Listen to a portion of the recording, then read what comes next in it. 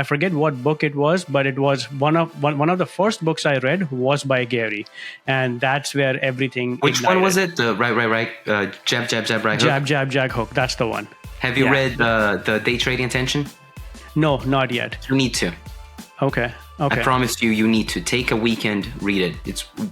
The agency turned into an agency after we read that book. I know you recently read that book, hell yeah or no, but anybody who hasn't, one of the things is how you do anything is how you do everything.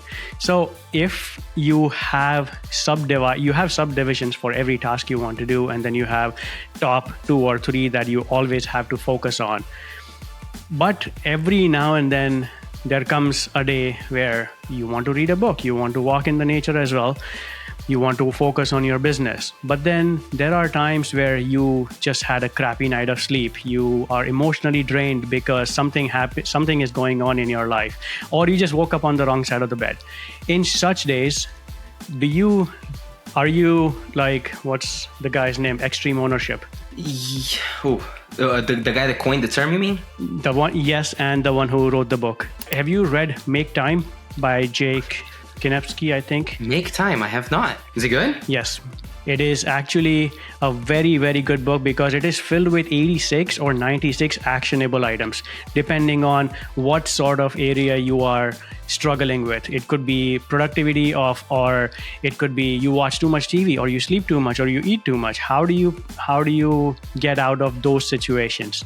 And one of the main items in that book he talks about is highlight of the day. That you can have 17 tasks, but highlight of the day is one task. That's it. That needs to be done. So no need to even have 5 tasks on your list. Just one, and call that highlight of the day. I read .com Secrets. I read Expert Secrets. I read The Traffic Secrets. Read all those.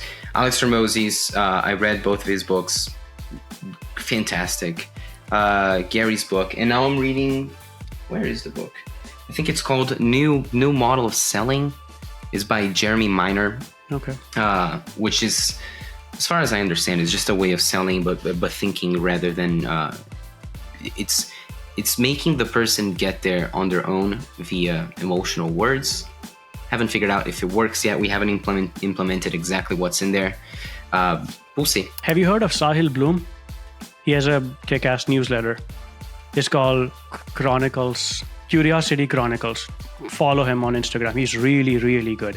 He has been famous in the last year or two. I think he just 10x his fame in the last year because of his newsletter. And he talks about this very specific thing where the way you look at what recharges you is not about time, but it's about what gives you energy. And as you said, I'm in the same boat. So I feel like, okay, I am completely drained right now. What should I be doing in terms of recharging myself? And when I really look at it, as you said, workout, even if you feel like I just want to put my feet up and watch Netflix, you know that or just scrolling on your phone is going to drain you even more. So that's one way of looking at it, is identifying what really recharges you. 5 books that I wrote down. There you go. I was kind of right in there. .com Secrets by Russell Brunson. The Millionaire Fast Lane by MJ DeMarco. Copywriting Secrets, which I think .com Secrets and Copywriting Secrets were a recommendation from Ali Abdaal. Yep. And so worth it.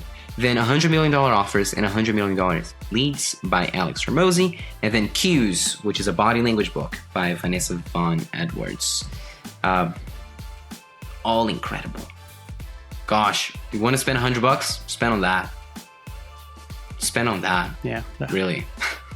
But I need to do the same thing that you did, that I'm going to read the books that I have right now, because I think my shelf has probably 50 books.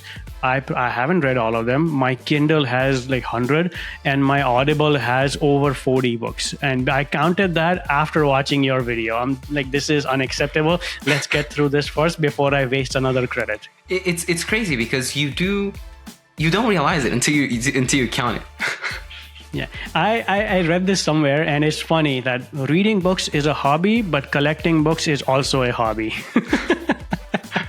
I think I had both. I agree with that. Yeah.